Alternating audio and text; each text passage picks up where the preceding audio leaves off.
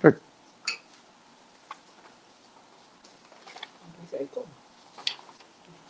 So hungry.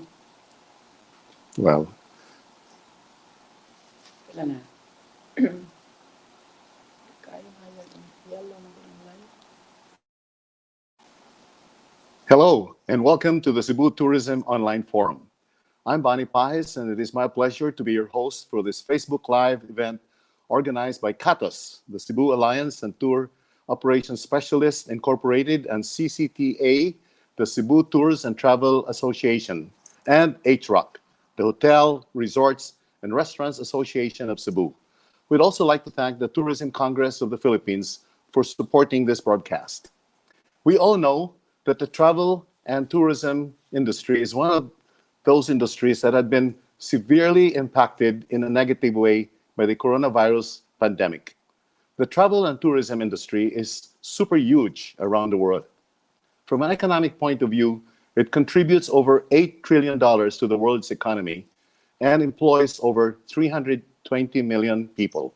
I'm one of those that had been employed by the industry the past 20 years. In fact, 10% of all jobs in the world is linked to this industry. And in the last 10 years, 20% of all new jobs created worldwide were in some way connected or related to travel and tourism. That is why this industry affects our daily lives, our future, and the future of our children.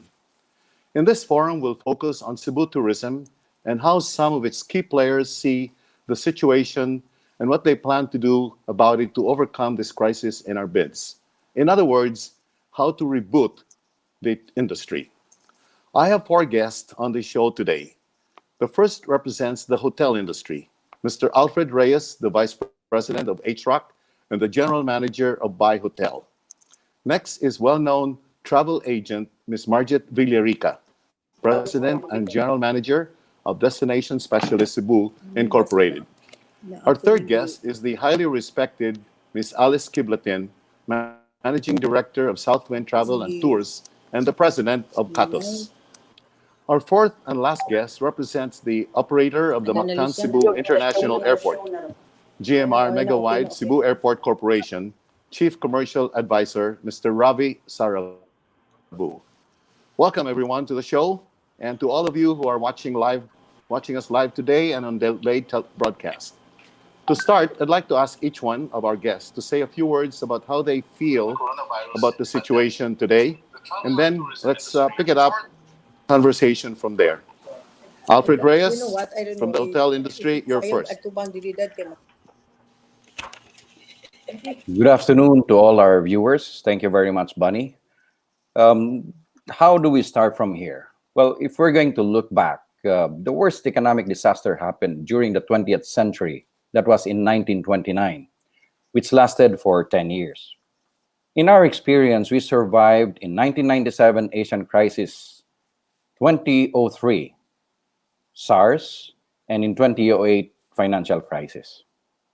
Tourism is one of the world's most resilient industries, but travel will not resume to the regular activities until we find a vaccine.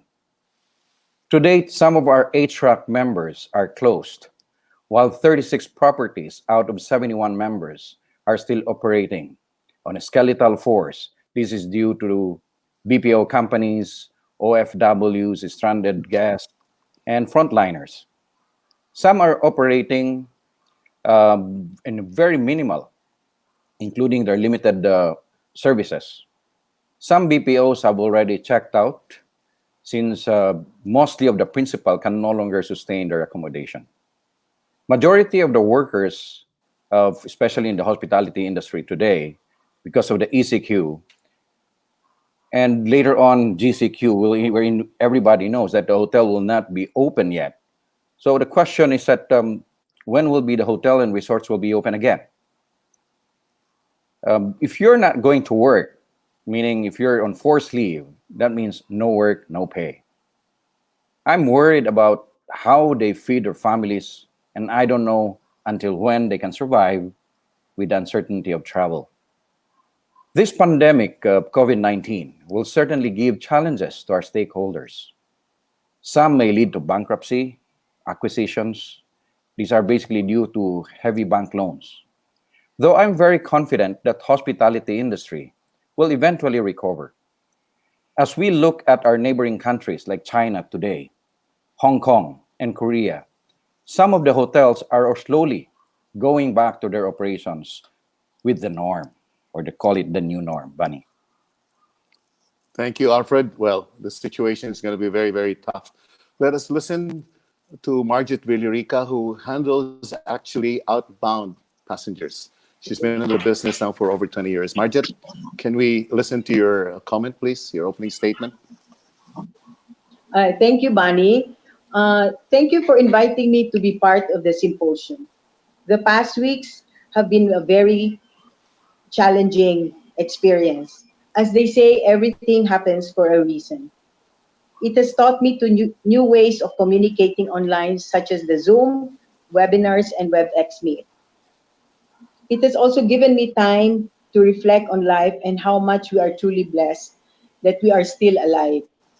On the other hand, there are matters to ponder on. What will happen to my travel in this business that I have nurtured for the past 37 years? How do we move on, move forward, and embrace the changes that COVID 19 is bringing about? With a big percentage of their planes grounded, airlines are readjusting the flight experience. They are cutting seat capacity. Passengers will be required to wear masks and sanitizers required in the plane. With less seats available, higher fares and fewer destinations will be the norm, at least in the beginning. Recovery will take some time. Demand for outbound travel is very uncertain as there are many variables in the equation. Foremost is whether other countries will accept regular flights from Philippine ports. Other countries will be hesitant to accept passengers coming from countries they perceive not having COVID 19 under control. What are the facilities that are open in the other countries?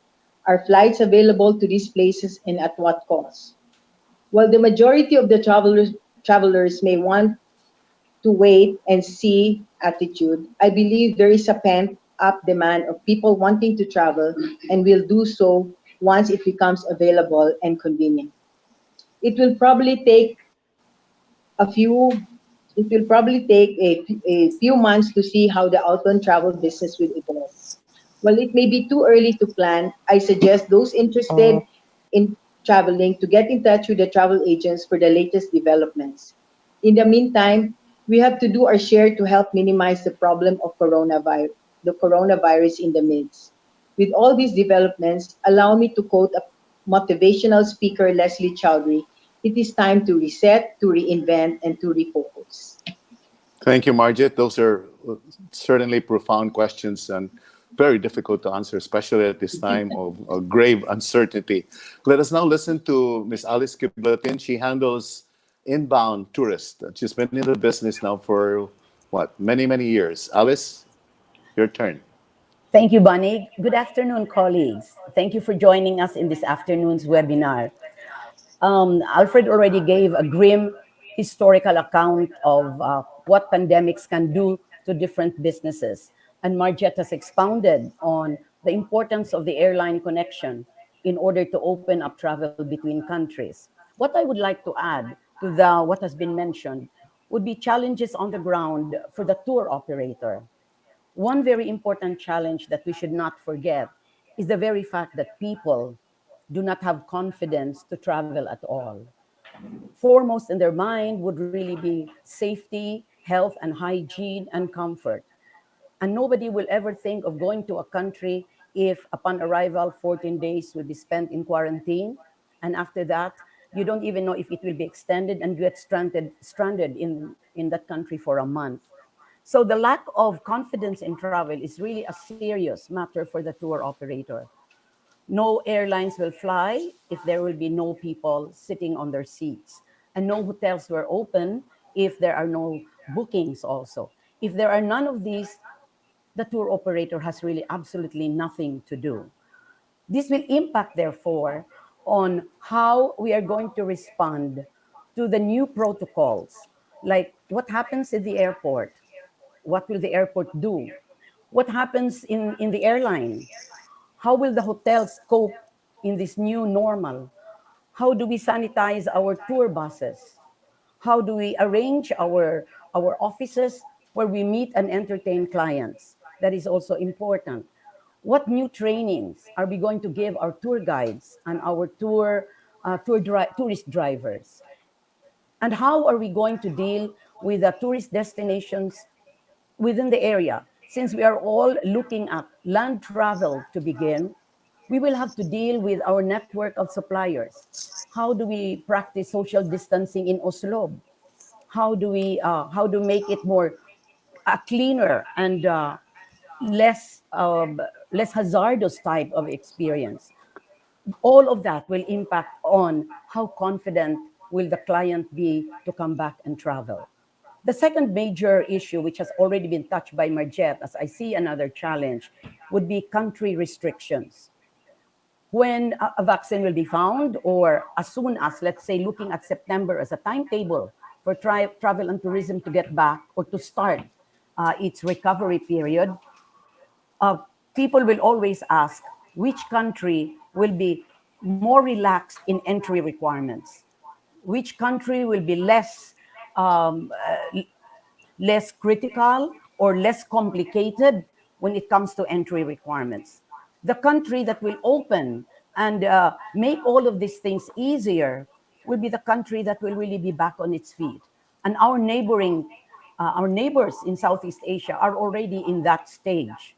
So country restrictions are always um, is always dependent on government advisories, flight of availabilities, and entry restrictions.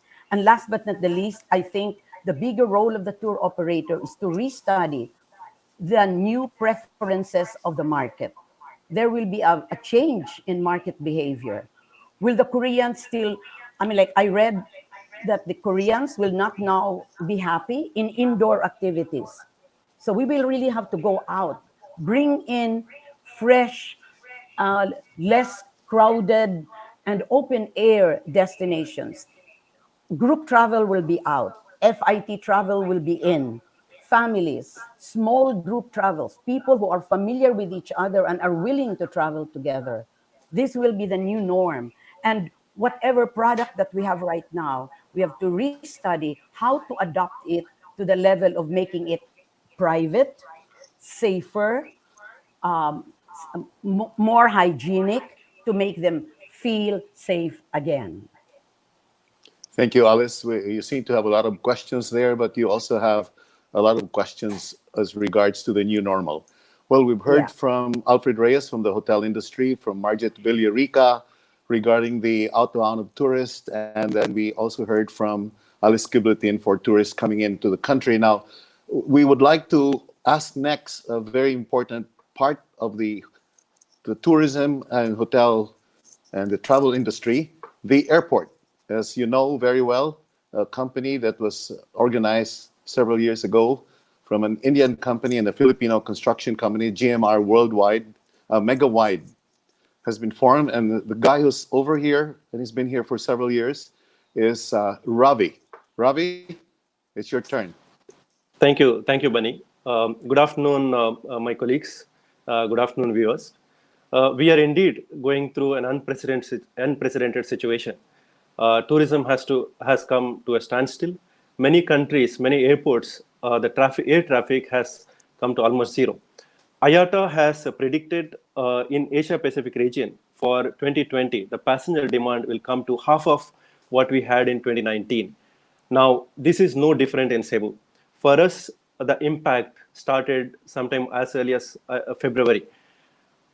For last few weeks, we are just handling repatriation and sweeper flights. Now, what is going to happen in the future? We are very optimistic. Now, where is this optimism is coming from? The point number one, the source countries, which is Korea, Japan, China, Taiwan, all of them are doing quite well. They have recovered from the virus, which has infected them a bit earlier. In fact, most of these countries even started the domestic tourism within this country. Now, this tourism source accounts for almost 60 to 70% of the tourists in Cebu. So that's the point number one. The point number two, there is also the second most important positive point is that what is predicted from this pandemic is that the behavioral change of passengers. It is expected that there is going to be a major behavioral change in terms of travel industry. Now, we being dependent on majority on leisure travel, that impact is definitely going to be minimal. It is also predicted that people in the future will choose for shorter trips, they will choose for shorter hauls. Now, we being very near to our tourism source, we are going to gain from that. Now, the third point is airlines are also suffering, but they're more than willing to more than willing to mount the flights. A, if there is enough passenger demand. The B, depending on how government restrictions will play out. Now, the passenger demand will eventually depend on the sense of safety in general by the travelers. The second one is sense of safety throughout the journey. And the third one is the sense of safety in the destination. Now, hence, the most important parameter for a tourism reboot is going to be our readiness in the destination. Maybe we can dwell upon these things in next few minutes. Thank you, Bunny. Thank you, Ravi. Ravi, let me ask you the first question because you seem to have a very optimistic view of the whole situation right now. How do you plan to prepare the Mactan Cebu International Airport for the opening? And we don't even know what it's going to be. What are the conditions that will have to be present in order for the airport to be ready to accept tourists? Are you ready now, or what adjustments do you have to make? Yes. So as you mentioned, there are going to be definitely many conditions, and the one of them, of course, the government restrictions. How that plays out is one thing which is very important. But in terms of airport operations, there are certain guidelines which are issued or which are still being discussed, which are issued by Department of Transportation. We are currently doing a consultation process with all our stakeholders. Now, eventually, once we complete these consultations, we are going to implement several measures in the airport. Now, these measures could be, some of them are social distancing measures. As everyone knows, there has to be certain distance between two passengers, be it in the queuing, be it in the seating area. There has to be a certain, the covers for the customer service counters, let's say plexiglass shields. There has to be hand sanitizers everywhere. We have to keep informing the passenger. We have to keep guiding the passenger what has to be followed inside the terminal. Wearing of masks absolutely going to be compulsory. We are also being told that we'll have to implement something called food baths when they enter the terminal. We and airlines together have to encourage people to use web check-in or online check-in so that they don't really use these systems in the terminal, or they don't really queue for these things. The other measures like the body temperature checking, etc., is going to be very common. Now, in addition, there is also restaurants, retail outlets in the terminal. So now they do have to follow all the guidelines which is required for an F&B outlet. Just giving an example, lounge is not going to be lounge anymore. In the sense, you won't be really queuing up for a buffet. So the way the lounges operate is going to be completely different than what it used to be. It used to be few days back. So these changes, which we are currently in the consultation process and eventually will be implementing. So I would say yes, airports are ready to operate in a new norms.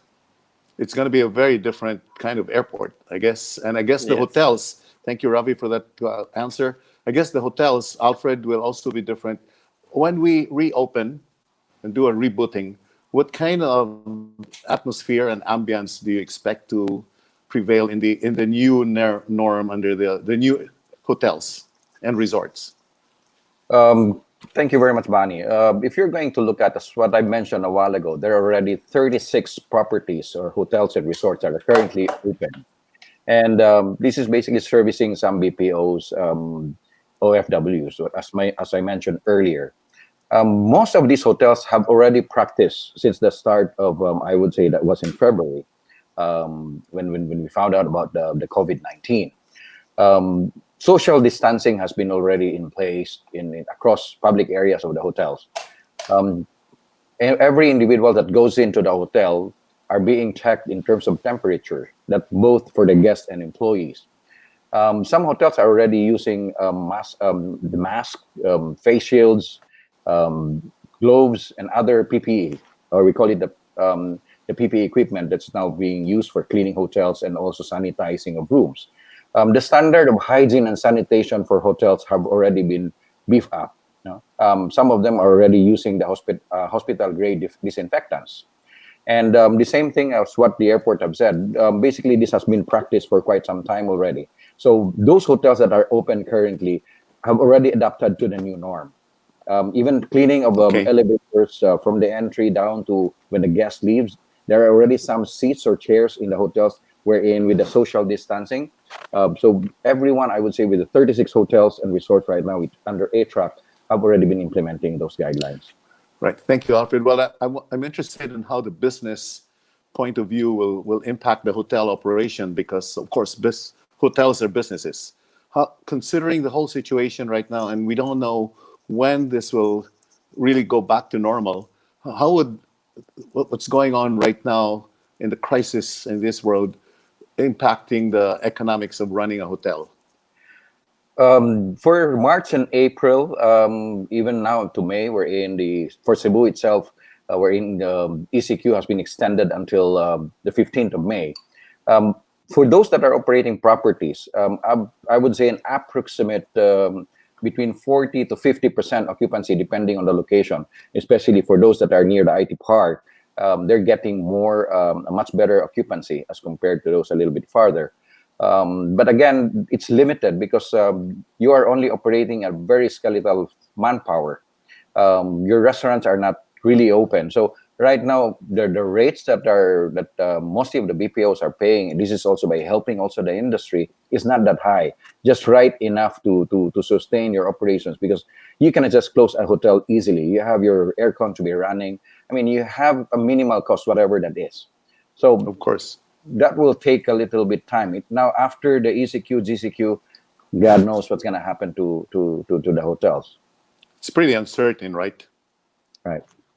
Like so many other businesses. Let me go back to Alice. Alice, we know for a fact that the number one tourists who came to Cebu in the past few years were Koreans, followed by the Chinese, and then the Japanese. So just in case we get a liftoff or a reboot, would this change, or you expect the same kind of demographics to maintain along the way? Okay, I read through the reports from the tourism attaches of the Department of Tourism. Korea is still being, the proximity of Korea as a country, and they're being so familiar with Cebu. Really, will still be our top priority market. But then, as I have mentioned, their behavior preferences will have changed. I read that they would not anymore be happy with indoor activities. They would like to go out in the field, breathe fresh air. So this would be a time that we can really promote to them like farm vacations, farm tourism, retreats, mountain retreats, and that more of adventure and more of action, but not cooped up and in smaller groups. Is Cebu ready for these kind of activities, Alice, Yes, today, or yes, we need to yes. do a lot of adjustments? We will need some adjustments definitely in the conduct. Like, for example, if we use our land transportation, our tourist buses, as I've mentioned, we will have to go through a process of how to disinfect and how to sanitize it. In fact, it's going to be an assignment for most of the transport operators of Cebu, which there is an association, the IFTO, to really come together and come up with standards on how the tourist buses, the coasters, and the vans will be sanitized, and then communicate that to our markets, that this is what we're doing to make you feel safe and clean. Of Yes, we're course. doing that. Yeah. Let me And ask. then we have to, Yeah, sorry, just to Alice. Go ahead. continue, we will, a tour operator is a broker of several activities. We don't really own everything that we are selling or we're conducting. Not many of us own the tourist buses and so on. We don't own the restaurants. We don't own the hotels. So again, we will go back to networking with our service suppliers. We will sit down with the hotels that we do business with and we'd like to do business with. Like listening to Alfred really tells me now how to sell a concept of coming to a cleaner and a safer Cebu, because we hear from the mouth of the people from the hotels how they're going to sanitize their. So that's what we're going to do. We have to meet our restaurant suppliers and sit down. how are you going to, serve the dishes? Well, how will you practice social distancing? And the moment you get a concept of that, then you can really put together a presentation of our package proposal. Right, but in some way, everybody has to step up, right? Yes, So yes. let me go back to Ravi. Ravi, I'm sure in the last few weeks and the last few months, you've been in constant talks with the airline industry. In your sense, which airlines are quite enthusiastic and ready to fly back to Cebu whenever we're ready to take them on? Yeah, I think I will answer this slightly differently. The point is that every airline wants to fly. It's all about the passenger demand. I think did you say all the airlines are ready to come in to fly? Yes, all the airlines would like to fly, but the issue is that whether there is going to be enough demand. So the point is that Right. we may have to see how the recovery path of different segments which will happen. Now, what we expect, and what's also the industry experts worldwide are thinking, is that it's going to be the domestic travel which will pick up. Now, the first few weeks we are going to have only the essential travels, not necessarily the tourism as such, but as the confidence of the travelers will go up, the domestic tourism which will start. So that's when the airports or the destinations like Cebu, which has high number of domestic tourists, will gain. Eventually, when it comes to international travelers, it will still dependent on the essential travels in international for the time being. We might see again VFRs, OFWs, etc. traveling. But when it comes to tourism, it could be, let's say a couple of months down the line. That's when I think we will see some influx of tourism. So in terms of airlines, it all depends on how the passenger demand and government restrictions will play out. But I don't think any airline will say they're not interested to fly back to Cebu. Well, there's so many airplanes grounded all over the world right now. Let me ask Marget. Marget, how do you expect the local tourists to develop in the next few months, considering that we don't really know when the ECQ or the GCQ will be lifted? Well, Do I you think guess once. do you think there's going to be a market pretty soon, and how soon? Well, right now, there's still the fear of, traveling. So people would just want to travel nearby. And yes, domestic travel will really be the thing to be doing because, a lot of them will still be apprehensive about, the sanitation and, the distance of where they have to travel. So I've read somewhere that the best place to go is where the nearest destination that you can from where you are. So I guess it will still take time to even travel abroad. Right. So Maybe I will. Yes. Thank you. Please continue. So your job really is to promote traveling out of the country. Are you thinking of some countries that you might start promoting just in case we are able to travel soon? well, right now, we're also busy in communicating with a different tourism organization of different countries, and they're also introducing different kinds of packages. It cannot be anymore the usual package that we've been selling because people want to look at something different. They also they don't want to go to crowded places. They would prefer to go to maybe if you plan to go to Egypt, look for a place in a desert where there's a lot of social distancing. So I think going to the usual place will really be something that will not be in the minds of the travelers because of the crowd. Let me go back to yes, Alice, please. Yeah, may I just continue with What what Margit Margit was was saying, saying? actually in the study that came from the different tourism attaches of the Department of Tourism, international travel, the interest in international travel might come late quarter or the fourth quarter of 2020, or I would say it's clearer that it will be in the first or second quarter of 2021. So pretty in good. between, from now until that time, we will be devoting our time on, upgrading our services, getting ready, moving towards how to deal with a new normal. on the different with the different service suppliers and really start moving the domestic travel within Cebu. I think that would be the first move that we will have. Certainly. Alfred, because, it's, Bunny and Alfred, let me just add to what Marget and Alice have mentioned a while ago. I was able to have a copy of the TPG weekly report, wherein China Eastern have already scheduled flights for the month of May. And these are just basically more on a test flights on a once a week. These are for Dhaka, Vietnam, Yangon, Bangkok, Colombia, Delhi, Manila is even included in the said list. That also the same thing with Air China. So the China market have already starting to test, and in that report it says that they're trying to test one flight a week. okay, that's good. Do you have any suggestions on how the local government should deal with the ECQ or the GCQ? Are there anybody who wants to put in a thought there? Because this is the real challenge.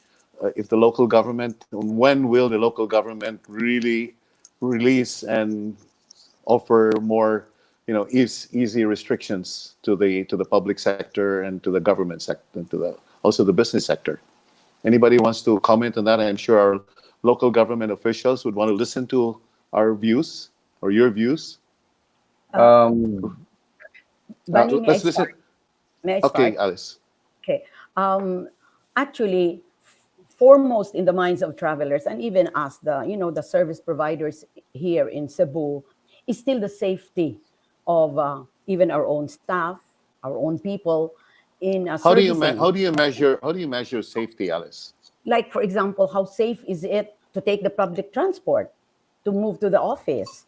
And then we will have to rearrange our office setup. And how do we, because if you are really getting into thinking of doing a tour activity, you will have to deal with the different components of putting the tour together. Your transportation is a very big component. So even sanitizing or disinfecting your bus, your car is a very big issue. So if I were as a resident of Cebu, I would not push the issue to really have, release and make it easy from an ECQ, go to the GCQ. I would always depend on what the Department of Health recommendations of the IATF should be, because then that will signal that we will have confidence in our own destination also. And So when in other words, it has to be data driven. Yes, it has to be. And if we feel confident, it's very easy to also sell confidence. And that's what the clients will be looking for. They will be they will ask questions in great detail. And the only problem is that people say we can never feel safe unless a vaccine is discovered, and it's going to be injected to every person in the world. Ravi, you want to make your own suggestions coming from India and the other countries that you've experienced? And I think nobody has really good experience in this, right? There's no playbook of this, but what are your thoughts? Absolutely, yeah. There is no precedence, yeah. So I think just to add one point to what Alice mentioned. So the first thing is the measures. We all discussed what are the measures. Let's say the airport has taken. What are the measures? Hotel industry is taken. I'm sure there are similar measures in a public transportation or in a final tourist destination. Now the importance is also for the communicating that measures. Eventually, I know it may not work at this stage because virus is still there and it's still spreading in many parts. So what it has to be done down the line, let's say 1 month or 2 months down the line, when there is real sense of safety, we definitely will have to communicate all the travelers these measures that has been taken. Now, even for the domestic tourism to reboot, the domestic tourism to come back, they will not come unless they have this idea of all these measures which are taken. So that becomes very important that we as an industry, which is airports, department tourism, of course, led by department tourism, the travel and tour industries, hotels, we come up with a plan. How do we communicate to the travelers the measures that we have taken together? Yeah, this has to be a seamless operation, right? From A to Z. Marget, you want to add something before we go to questions on the air? Yeah, it was just more a statement that I wanted to say that the travelers want a reassurance from science and not just purely the tourist sites, because creating the packages will be in place, but it's really more like how soon can we get that the vaccine that will be available to prevent the virus. Okay, here's a question here from a Buhay Taxi addressed to Ravi. What rental adjustments will the airport give to its tenants in order for them to survive this crisis? Yeah, Ravi. this is So can you hear me? Yeah. So the point here is that yes, whole industry is suffering. The airlines are suffering. Airport is suffering. Our tenants are suffering too. So what we have done is that the last couple of months we didn't charge anything to our tenants. We didn't charge, be it our retail partners, be it F&B partners, or many of our concessionaires. Now, the point is that we are all bleeding. At the end of the day, the one cannot help at the expense of himself to the other. So what it's needed is that the whole industry needs the support from government and other stakeholders. Yeah, it's got to be everybody carrying the load, right? There's a Yes. question here for Alfred. Hotel, restaurant, buffets will be affected. How do you go about the events and weddings? Okay, Buddy, I saw also there was another question also for hotels. That was from Christina Barreta, the president of the HSMA. I'll Okay. answer first, Christine, and I'll answer Alfred. With Yeah, regards the to question, can you see that on the screen? Do you have any business continuity plans? Right. Kindly share to us. Okay, first I'll answer the one of Christina Barreta. After once the hotels have resumed, what will be the first thing that sales and marketing should do? So far, based on what I would suggest is that we all know that even though you go and visit to offices, definitely will not let you go in. There will be a lot of precautionary measures. The best thing to do is basically work from home, especially for hotel sales. Or if not, you can work in the hotel itself. Everybody now is working through our laptops. Now, going to Alfred Magdales, how do we deal with meetings or events? Well, we have to take into consideration, this is the new norm now. If airlines are suffering, are bringing down their number of seats to at least 70%, I am sure events will slowly coming back. But of course, it will start with small meetings, less than 20. But this is the high time we're in. Hotels should really invest on mobile apps, the application like meeting apps. This is now very, very popular, especially for small meetings. But eventually, it will really come back. Just a matter of time. Alfred, well, I guess your operating costs will go up. Do you expect the rates of the hotel and the resorts to go up too? That's a very good question. Everybody has been asking, will hotels and resorts will be decreasing the rates, because everybody is asking for promotions, deals. Now, if you're going to look at the operating costs, like airlines and hotels, first of all, masks. This will be provided by the employers. There are a lot of things that you have to put in place. Alcohol gel everywhere, your disinfectant, the hotel grade that you're putting in. Some of them are investing on we call it the app today, like web check-in, mobile check-in. These are not cheap. These are not considered in the previous operations. Now Definitely. your operations are going to be very high.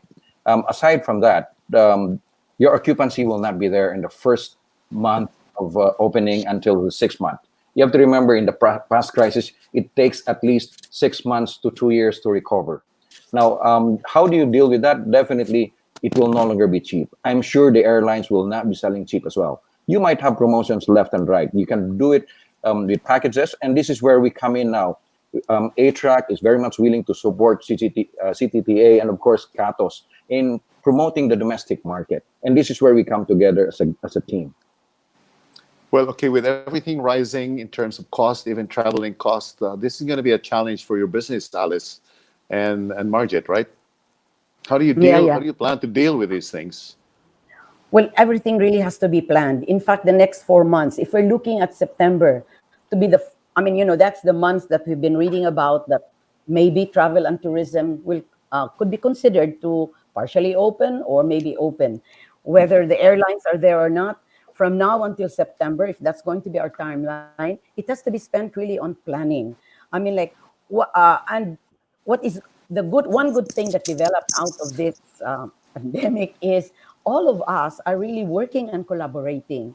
We are speaking to hotels, we're speaking to resorts, and in fact are planning some joint marketing efforts so that whatever the hotel does is contained already in our tour package, and whatever promotional packages that we do, what incentives, incentives will come into play, what incentives we would be able to give for current and future bookings, and be pretty relaxed when it comes to options, policies, and all of that will be very helpful if tour operators partner with hotels, with restaurants, with destinations, activities, and all that. So the planning stage, this is going to be the planning stage.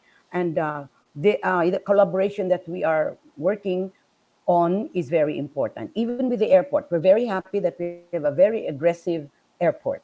They're not just an airport, but they are also doing a lot of marketing. And that gives us also a lot of confidence, because whatever they say, flights will be coming in from these countries, that gives us a clue as to what market are we going to work on. Of course. You want to add something to that, Marget?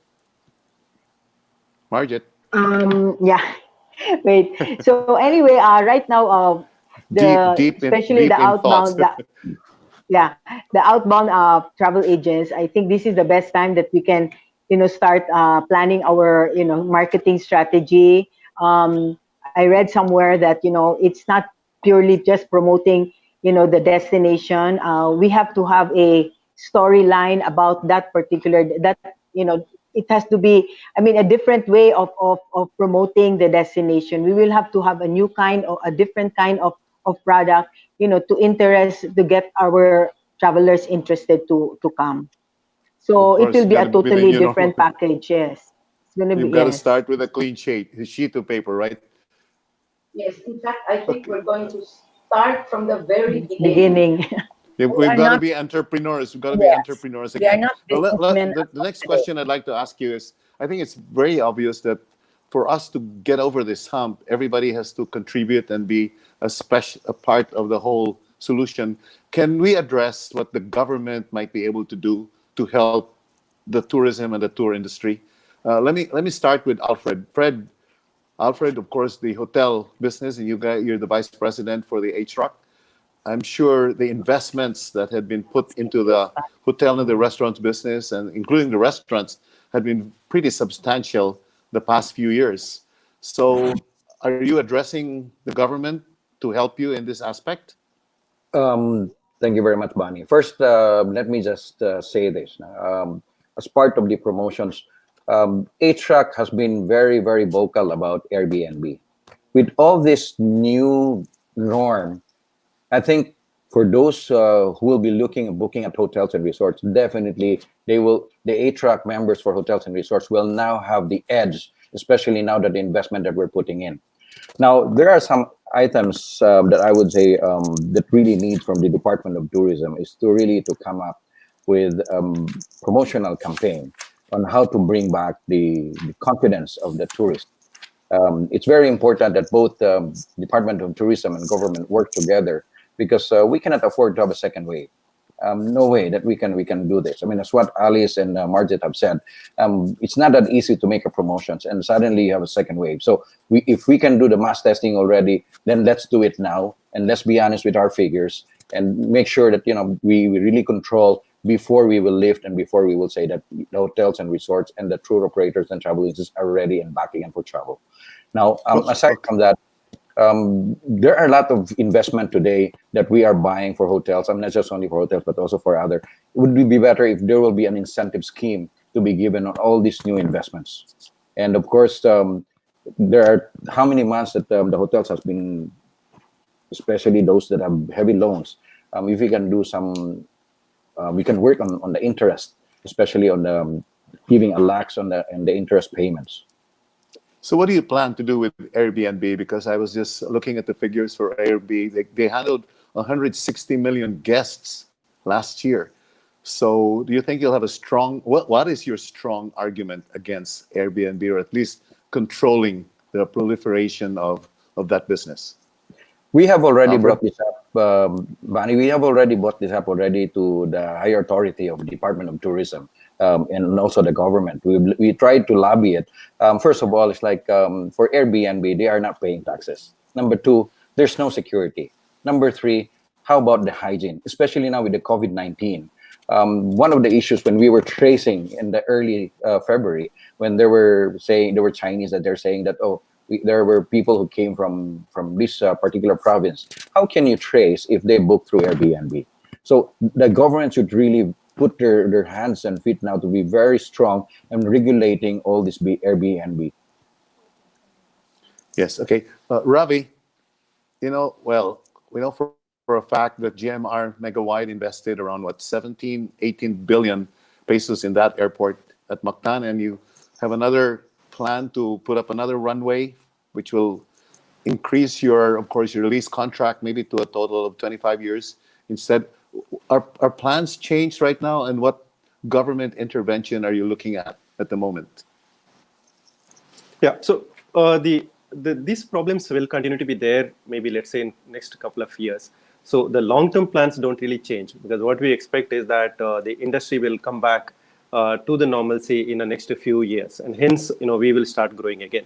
But at this point of time, definitely there has to be several government interventions, which is what I think. One of the point here, I think it was also touched on earlier, is about we talked about promotions, the pricing, etc. So it is a bit of a chicken and egg situation. We definitely need a stimulation for the tourism to come back. The airlines has to stimulate the market. Hotel industry has to stimulate the market. But at the same time, the airline is also losing money, and hotel industry is also losing money. Now they can only do this if there can be some kind of incentive to support the industry. The second one, from an airport operations point of view, our situation is exactly like the way we discussed earlier about hotel industry. While airport is operational, even today airport is operational. The be it air conditioning and airport systems, all of them are operational. So we incur the cost, but there are no passengers at this point of time. So I think there has to be an industry-wide support for entire tourism industry coming from government. That's going to be tough. How about Marget?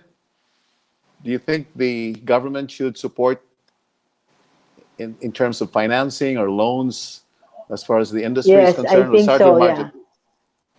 Yes. What kind of support, It's Ale? very Yeah, right. well. Of course, I think financially we really also need the support, because right now there's really no income coming in, from our business. So we will have to find a way how we can, do some uh, loans from the government, or some subsidy for our employees, so that we can still continue to operate. So I guess that's really the priority, that support that we need from the government. Yes, Manny, okay. may I add, Alice, yes. may I add to that? Um, the Department of Tourism, uh, through Had the TCP, the TCP. Tourism Congress of the Philippines, they have there is already a bill that is awaiting approval, and that is a package which is known as the PESA, Philippine Economic Stimulus Act. And it has set, originally the amount that was set aside for that was only 56 billion pesos for to fund financial assistance to the different sectors of the tourism industry. The DOT responded to that and requested an increase, and it is now at the 71.6 billion pesos. And it was sent to Honorable Garin, who is the chair of the Committee on Economic Affairs of the House of Representatives, and it is now calendared as urgent, and we hope to receive, and we hope to get the approval very soon.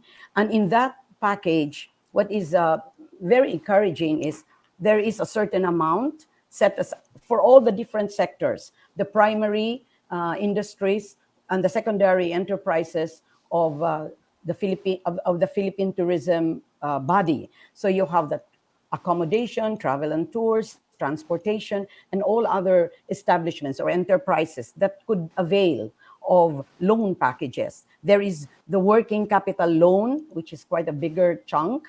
There is also the resiliency fund, which will include the wage subsidy for the employees of the different tourism enterprises. Then we have some fund for marketing and promotions, and then capacity building for trainings, because there will be some trainings again for, to achieve or to move towards the new normal, an institutional fund. So this is now awaiting approval, and that is quite a big stimulus package. And as soon as it is approved, it will be available to all the different sectors of the tourism industry. It will be I open to hope we all still, DOT accredited tourism establishments. well, I hope we still have enough money to fund those programs, Alice, once this Yeah. is over, because the government is, I'm sure, really having a hard time right now funding everything. Like, I understand there's not so many companies have received the Dolly promised 5,000 pesos so far. So I don't know. Let's check that out.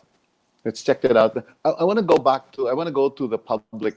For example, there's a lot of talk right now that we should start maybe promoting, using and supporting local products, Filipino-made products and businesses. You want to make a comment on this? You want to start, Marget? You think this is something that is going to be healthy? Well, Nationalism yes, or yeah, we have to localism? start where, here in the Philippines, we have to start promoting our own products. This is to boost up also our economy. So let's cooperate and help each other on that matter. Okay, there's a question from Eileen. Where's Eileen? Yeah, Eileen Clemente. about The the question GCQ. is, yeah, what is your position, or what do you want to comment that we're not even going to be allowed during the GCQ? Alfred, are you going to be affected by this? Yes, definitely. The hotels will be affected. But the members are already lobbying that at least on the GCQ, the hotels should be able to operate already, especially in some of the restaurants, because we can really cater like deliveries. You can still do social distancing in restaurants. Some of the hotels are already doing the contactless payments as well. So like ordering of food, some of them are using tablets already. So if you're gonna look at the new norm, some of the hotels are already ready to accept customers. Is HR going to take a strong position to oppose this? That is one thing that we are talking about now, as everybody is kind of busy with all our employees, trying to make sure that they still have their jobs. Some of them are work from home. But definitely this will be one of the topics that we are looking at, because right now Okay. with the ECQ and later on ECQ, and I'm sure there's be a lot. We cannot sustain our employees with not having a job. No, definitely. There's a questioner from Egay de la Cruz. How about the status of staffing in this regards in terms of hotel and restaurant operations? Manning is concerned about the new normal plan. So you want to answer this, Alfred? The First, status of staffing. So I guess, is this in relation to no work, no pay? yes, definitely. First, you have to look at into the DOLE. Of course, we have to. The hotels must really comply on the DOLE compliance. If you're gonna look at it, there are three phases there. First is like you look at your flexible work schedules, wherein some have adjusted to the three work days or 4 work days. That's what they normally do before. Now, after that, because you're only allowed to a certain number of weeks, then after that, you can already do a temporary layoff. Now, a temporary layoff doesn't mean that you're already being laid off. Of course, it's a no work, no pay. But given the chance when the hotel will open again, you can still rehire them. So that's one thing that why we, as much as possible, the hotel would like to open already once the government will give the go signal. But again, the confidence has to be there that everything is ready. Because at the end of the day, your customer will always look at: Are we ready? Is the government ready? Is the travel to be, whenever they travel, they don't have to be quarantined, especially if this is our domestic market. Because if you're just going to rely on the Cebu market alone, it will not be enough to. I mean, you're talking here of 10,500 rooms in Cebu City, in Cebu alone. So the domestic market doesn't have that capacity now. You have to open your neighboring your neighboring islands, especially NCR. But the question here is like, with all the cases now that are really rising still in Cebu, that is one thing that we really have to look at. Mass testing, isolate them right away so that we can move on. Okay, well, I just want to get your sense of when do you think we can really start moving and operating again? Do you have any sense, or do you have any just a target in your own mind? Alice, I want to As of start with now, you. Albert, yeah. okay. As of now, the way how I see things, with the current situation, Cebu alone, if we will not control the mass, that they still go out, they don't really do the social distancing, and with the figures that are going up today, the earliest is September. That's the That's way a how I long, see long time from now. Ravi, it. I know these are I think speculations, but from the airport point of view, as I mentioned earlier, the airport always remained operational, of course.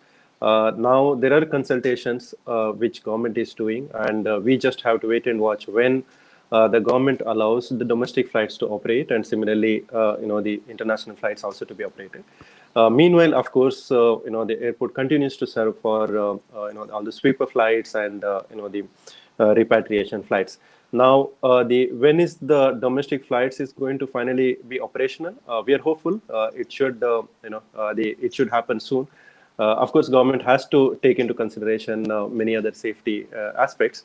But the airport point of view, of course, we are always ready, to serve airlines and passengers. yeah, we're really always doing a waiting game right now.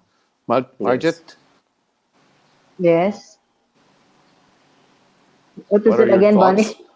How do you feel? How do you feel about this situation after talking about what's happening to us and what we can do for an hour now? Well, right now, I mean, we among the travel agencies, we are also constant communication with the airlines. They are giving us, their what are their programs, and when they are when they can already fly, then they're in giving us all this information. We're also in constant communication with the different embassies, because our market will also be affected with regards to whether that country will allow Filipinos to enter. So in the meantime, we just have to do a lot of communication through Zoom or webinar, or um, just to be in touch with each other, and to continue this communication as we all face the challenges that we are going through now. So contrary to being us social animals, right? So, Alice, we'll give you the last word on Well, this one, yeah. and then after that, maybe we can wrap up. um, all of us have said so, that we really need to continue. We cannot just sit and say that if it's going to open in September, then we'll start working in September. I think the next 4 or 5 months should really be spent on a continuity of the public relations work that we need to do. We have to tell the world that we're still here, and we have to communicate to our stakeholders, to our clients abroad, what we are doing. The most important thing is whatever we're doing, we have to communicate, because silence will mean that we're out of the map. But if we keep on communicating, telling them, like, come up with inspirational stories, come up with like uh, advertorial or a description of new destinations, out places out of the city that are not really crowded. So we will have to feed the different media of stories that will inspire, stories that will connect us with our clients, so that when the real travel comes in, then we will be top of mind, because these people would have read about it. I also read that the next crop of travelers will be younger people. They will be about 40 years old or even younger, 40 to 50 or younger, because these are the people who are healthier, so they can really travel. And these are the people more adventurous. And these will be the people who read all and saw all the images and the videos on in social media, because of the 2 or 3 months that they spent in quarantine. So this would be the people who would be very well informed of what they want to do next. So stay tuned, be connected, and you have to influence people to really travel. Right, that's what it is. Well, I want to end on a positive note here. So, can I ask each one of you to say a few words? And what do you see that's positive that we can learn from this experience? I want to start with Alfred. First of all, it's like the most important that the way how we have really looked into the past 2 months, and now we're going on our third month already. We've seen change. Now with this change, it's up to you how to adapt on this change. If you cannot adapt on change, then you cannot sell all these new products, because as what Alice have mentioned, all our customers today will now be focusing more on their safety of well-being. Okay. Well, Ravi. Yeah, I mean, this is this is the biggest challenge I'm sure the industry is facing in centuries. So definitely, it has challenged the way we operate, the challenge the way we function. But definitely, it looks like while things are still bad, we still see a positive light. In the next few months, it is also in learning for us. Maybe while this pandemic has they impacted the whole world.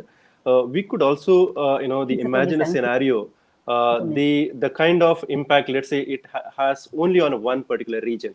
What I'm saying is that, we are heavily dependent on, let's say, one particular region in the world. So it may be a time for us to spread our tourism source to different countries. Maybe, we let's say 60 to 70% of our tourism is coming from Northeast Asia. Then I think we should improve on elsewhere as well. Even though this particular, the pandemic is worldwide, but eventually it will ensure ourselves, when there could be some regional impacts going forward. Then put your eggs in one basket, right? Yes. Okay, yes, Marget. absolutely. Yeah. Let's Yeah. end with a positive note. What do Yes. you see Well, I would just something like to, positive in this address situation? to the public, to the traveling public, to hold on to your, if you have tickets, to just, hold on to it. The airlines have been quite lax in, the rebooking and the different policies that they're extending to the ones, especially who have already purchased their tickets. Now, we're facing these challenges, and let us look at this as a crisis, at this crisis as an opportunity to get better. Let's not waste what we have already invested in, and we will just have to do some improvements. Right. Alice, I'll give you the last word since you Okay, short and, initiated this. okay, short and sweet. People will really still will just be passing, although it's and we can make use of the time that we are standing by, raring to go when the actual action comes in. So we must be ready. One thing that I learned during these 3 months or 2 or 3 months is partnership, collaboration, networking is the name of the game. For example, like the employees of the tours and travel agencies, they have certain skills that were not that they discovered could be also applicable in other industries. When the BPO offered or asked us to come in as service provider for transportation, and they also went to the hotels, they were very open in asking us if our people, the industry people, the people employed in the travel and tour companies, do they have certain skills that can also be used in other industries? And definitely, people in the travel industry are very computer literate.